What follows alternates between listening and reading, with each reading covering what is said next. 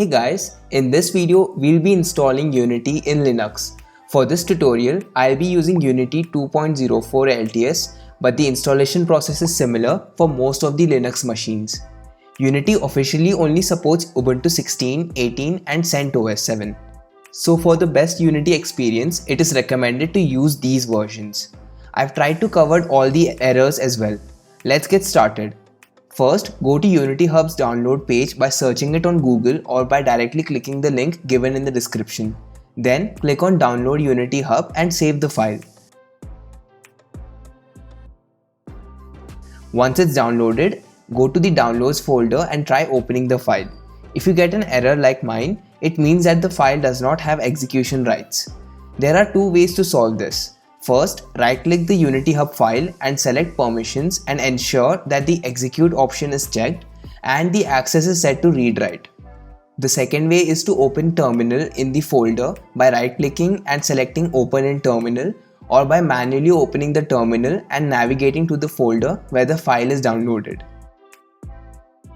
Now, type the following command to give execution rights to the file. Now try again and it should work without any errors.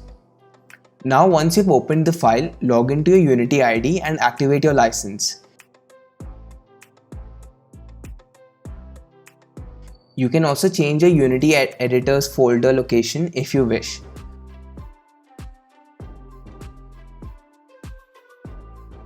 Once you've done that, go back to Home and select Installs. Click Add and select a version of Unity you would like to install. It is recommended to always use the LTS versions. Once you've selected, click Next and select Android build support and Linux build supports as well if you want to build AR applications. You can always install these modules later as well. Click Done and now it will take time to download and install. Now to open Unity again, simply click the Unity app downloaded before. Hope you found this video helpful. In case you have any queries or are stuck anywhere, do let us know in the comments below and consider subscribing.